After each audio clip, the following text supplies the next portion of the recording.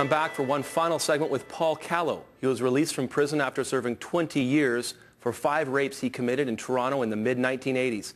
Also with me is Karen Bardak, Mr. Callow's sister. Society needs sometimes a scapegoat, someone to project their own inner fears on.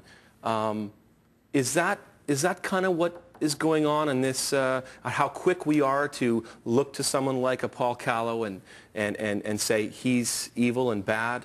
Let me ask you, you said before, we make the worst decisions when we are in fear and anger. Is that Buddhist? Did Buddhism help you understand that reality? I think it did. Well, but then I think it's common sense. When you look at yourself, beyond that. It is beyond that, and I think it's something that is it crosses all boundaries, all races. Everybody's human. Everybody gets angry. Everybody gets fearful at some time. Ask yourself, when you're in that moment, are you making the best choices for yourself because your adrenaline is pumping, or you're muddled with your anger? I know I don't make good decisions in that mode. And Paul clearly didn't when he was angry. Exactly. Right. Paul, let me ask you this question. In the midst of jail or even prior to jail, did you ever think, my life's not worth living, I want to kill myself? I did, but it was actually prior to going to prison. It was while I was committing my offenses in Toronto. The subways, they have subways trains there, and I would have to stand back against the wall because I would just feel I had fears that if I stood too close to the track when the train come in, I was just going to jump. You hated yourself? Yeah. You didn't want, who you were becoming was out of control, and you hated yourself. You wanted to die. Yeah. Wow. Do you have hope now? I mean, you've served the maximum 20 years. You're out. Your entire adult life was in jail. Most people would say, man, it's almost easier to be back in jail than it is to be on the outside. What hope do you have, Paul? I hope to someday have a future out here. I'm very confident and very certain that, like I said, can't make any promises, but I'm very certain, very confident that I'm not going to reoffend for the rest of my life. That I will be buried without committing another sexual assault. But there's a lot of things to be done to actually have a future in a life. And what has to be done? What do you want to do? What are your dreams? I want to work. I want to eventually have a place of my own. I want to have a vehicle. I want to be able to just kind of have a normal kind of life. It doesn't include drugs, doesn't include alcohol anymore. These are things from my past. You're saying I can't even go there. I can't touch alcohol ever again. Yeah, but the thing is, I don't even have the urge to. Like in the past, when I was released from prison, I had the first thing I wanted to do out is go find a bar, and I believe because of resolving the issues of the abuse from my childhood and in my past, that's why I turned to the alcohol to begin with. Now that I've resolved those issues, I don't feel like drinking. Like it's not. This release is like no other release in my past. You want a future, obviously. You want to be normal. Part of being normal is to be treated as a human being. How do we as a society get over our fear of Paul Callow? I guess they could. I'm not sure if they to get to the website.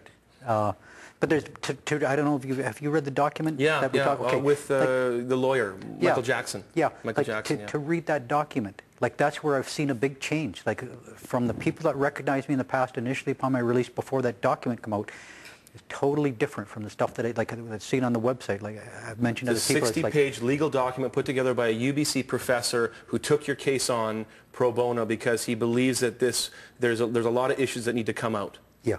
And we'll put the website up at the end of the show because I think it is a very interesting document. As a lawyer and as a professor, he put this out. And you're saying that's a helpful start. I think it is, yeah.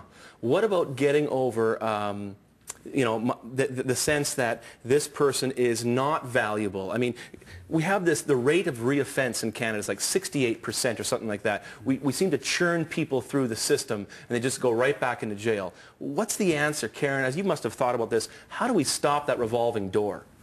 Well, I think that a lot of people are quick to put it on the offender. And the thing is, when you look at what help was available when Paul was released, it was non-existent. Now, I know you can say, well, he has a probation officer, he reports here, but that's reporting. Reporting is not help. Reporting is public safety. They want to know, are you drunk? or you're using drugs. They want to know if you smell like marijuana.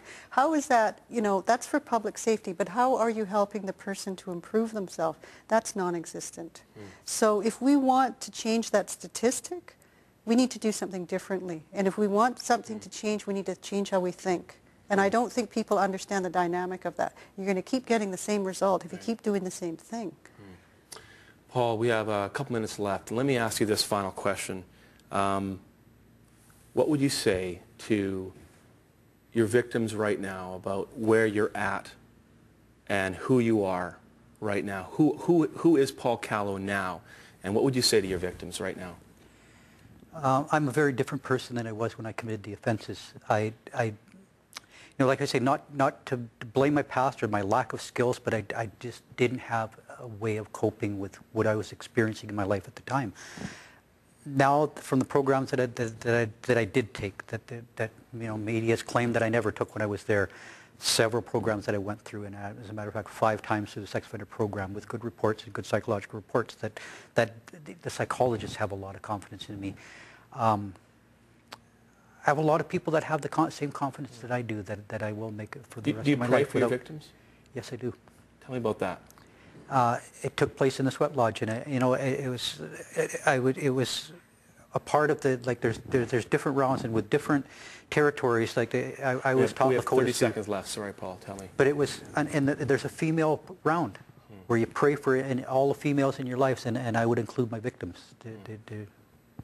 They were all female victims, and I would pray for them, and that they would be able to heal, and that they would be able to hopefully come to a better part of their life, that I haven't totally destroyed their lives for the rest of their life. Thank you so much both for being here tonight and for sharing your story. It's been very enlightening to listen to your story and to listen to your story of courage and hope, and I hope that there's something from this that we all can learn as a society, and my best wishes for you and for both of you. Thank you so much for being on tonight. More of The Standard after this break.